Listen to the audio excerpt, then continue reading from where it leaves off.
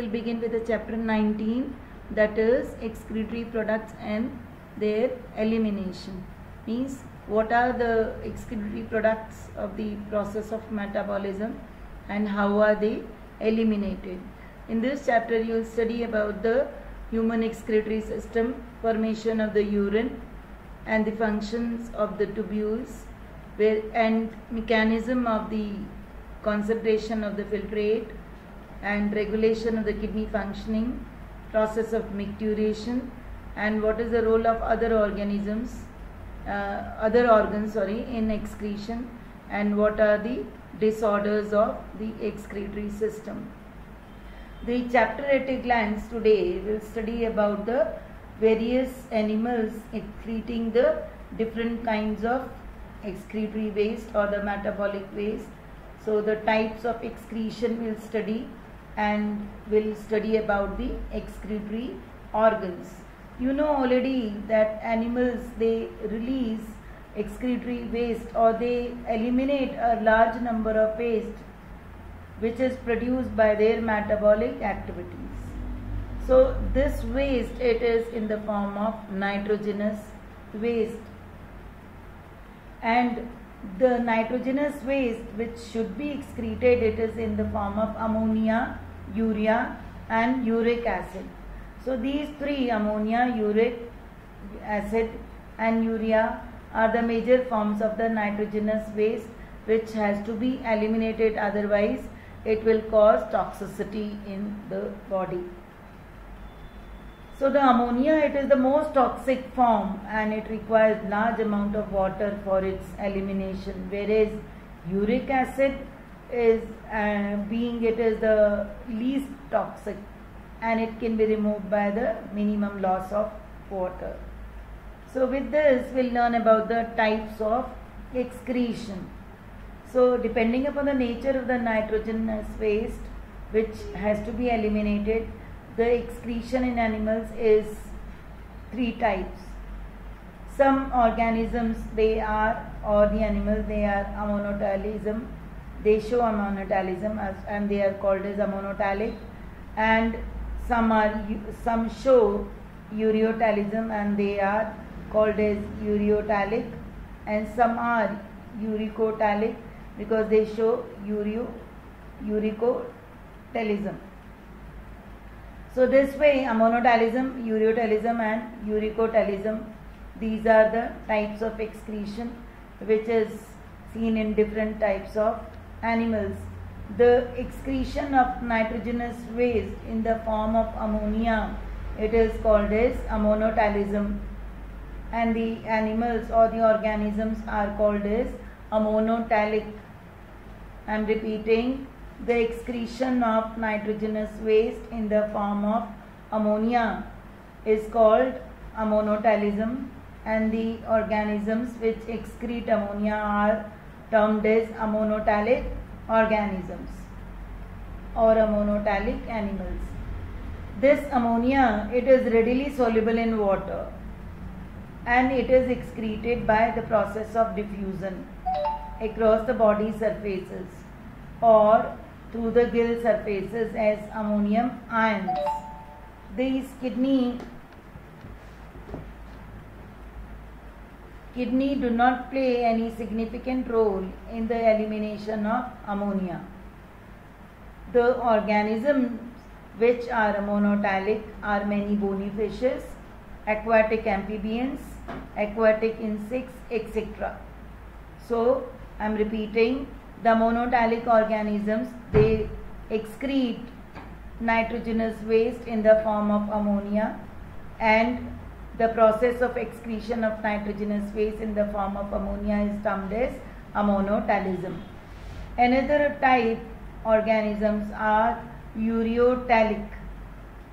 So the excretion of nitrogenous waste in the form of urea, it is termed as ureotalism, and the animals which excrete urea are termed as ureotalic. I mentioned to you that ammonia requires a large amount of water for its elimination, and this ammonia is produced by the process of metabolic activities. This ammonia is converted into urea in the liver, which I mentioned to you in the previous chapter also. This ammonia is produced by the process of metabolism and it is converted into urea in the liver, and it is released into the blood. This is filtered and then it is excreted out by the kidneys. So some amount of urea can be retained in the kidney matrix because 100% amount of the urea is not excreted. So some amount of the urea is retained in the kidney matrix. It maintains the osmolality. Osmolality is the maintenance of the body fluids. Here you will study this later on in this chapter. That is, kidneys, you have already learned in your previous classes. They help in the process of excretion. So what is excretion? The process by which nitrogenous waste products of the metabolic activities are eliminated from the body, that is excretion. So elimination of the nitrogenous waste products of the metabolism from the body is termed as excretion. So kidneys in our body not only undergo the process of excretion, but they also help in the osmoregulation. So the process of regulation of the solute and the water concentrations in the body is termed as osmoregulation. So osmolality is also maintained by the kidneys. Therefore, some amount of the urea, it is retained in the kidney matrix to maintain the osmolality. The example of this type of excretion, that is ureotelism, they are mammals and many other terrestrial amphibians as well as marine fishes. That means the fishes which live in marine water and certain amphibians which live in terrestrial areas, they also undergo ureotelism, and these organisms are termed as ureotelic organisms. Another is ureotelism. This ureotelism is the process of elimination of the nitrogenous waste in the form of uric acid. So the excretion of nitrogenous waste in the form of uric acid is termed as ureotelism.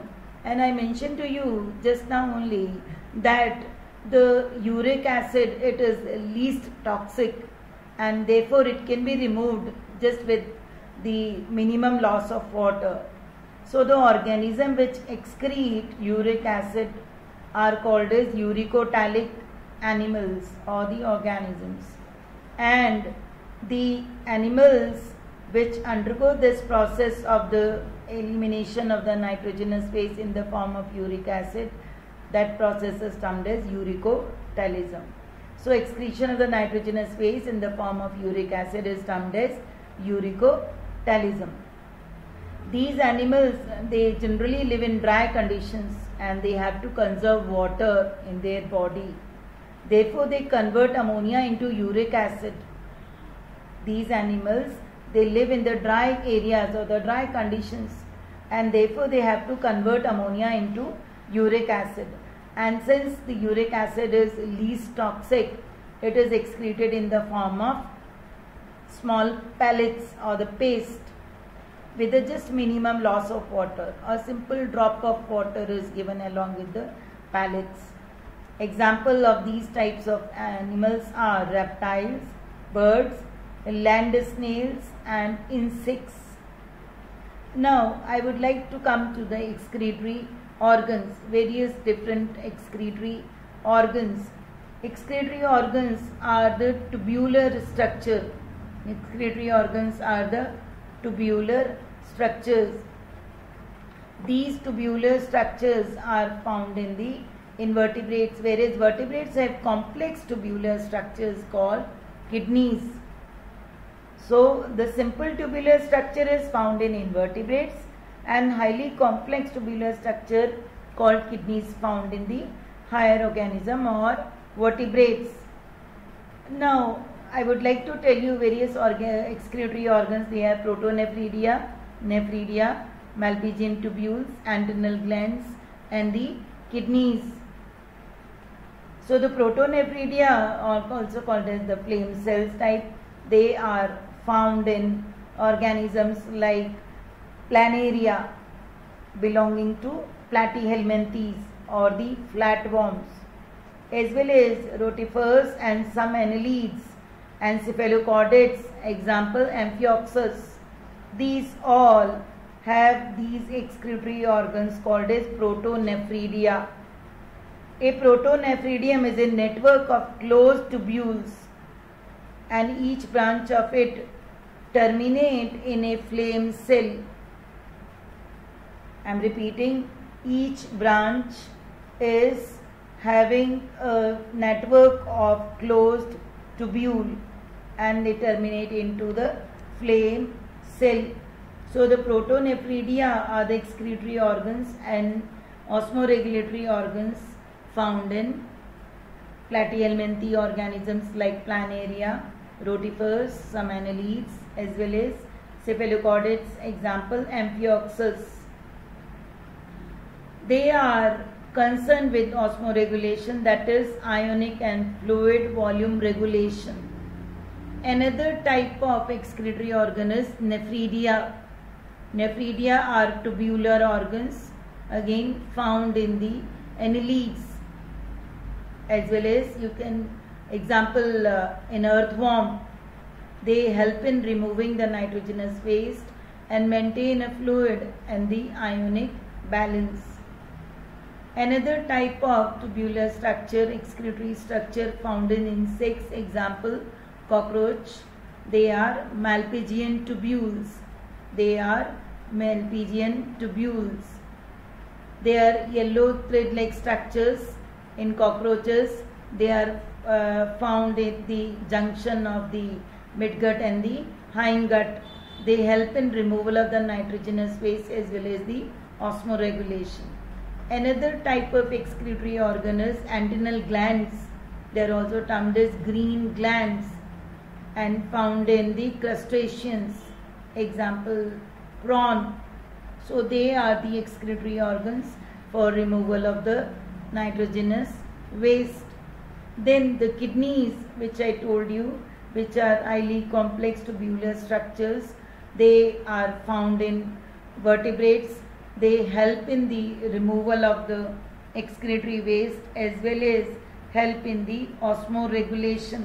And I told you the meaning of the osmoregulation. It is, osmoregulation is the process of regulation of solute and water concentration in the body. Therefore, kidneys have dual functioning, help in removal of the nitrogenous waste and maintenance of the fluids or the solid and the you can say the water balance in our body. And now we move on to the human excretory system. We move on to the human excretory system. Human excretory system contains a pair of kidneys, a pair of ureters, a pair of ureters, and a urinary bladder and a urethra. Here on the screen you see the structure of human urinary system. You see a pair of kidneys, a pair of ureters, a urinary bladder and a urethra. Now where are these kidneys located? These kidneys are located in abdominal cavity, one on either side of your vertebral column, at the level between the last thoracic, that is the 12th thoracic and the 3rd lumbar vertebrae, and it is attached to the dorsal inner wall of your abdominal cavity. What is the shape of the kidney? Kidneys are bean shaped and the color is reddish brown. It measures about 10 to 12 centimeter in length, 5 to 7 centimeter in width, 2 to 3 centimeter in its thickness, with an average weight of 120 to 170 grams. So therefore each kidney that has a notch or a concavity called hilum. The hilum is the place from where the renal artery, nerves renal vein, and they enter here the hilum, and the ureters, they leave the kidney. So it is a notch in the concavity of the kidney called as hilum. Hilum is the place, repeating, hilum is the place through which renal artery and nerves enter, and the renal vein and the ureters, they leave the kidney. Later on I will be telling you about the function of these renal artery and the renal vein, which I have already little discussed in my previous chapter with you. Now inner to hilum is a broad funnel shaped space called as renal pelvis. It is having projections called calyces. Inside the kidney there are two zones, an outer cortex and the inner medulla. Medulla layer is divided into few medullary conical shaped structure called as pyramids. Since they are in the medullary area, they are called as medullary pyramids, and they project into calyces. The cortex extends as the medullary pyramids as a renal column called as columns of Bertini. And each kidney, it is made up of 1 million of nephrons. What is a nephron? Nephron, it is the structural and functional unit of each kidney. So each kidney has nearly 1 million of nephrons, and these nephrons are the structural and the functional unit of kidney. This nephron, it is a highly coiled tubular structure. One part of the nephron that contains a cup-shaped structure called as glomerulus, and the next tubular part, highly coiled tubular part, is termed as renal tubule. Thank you.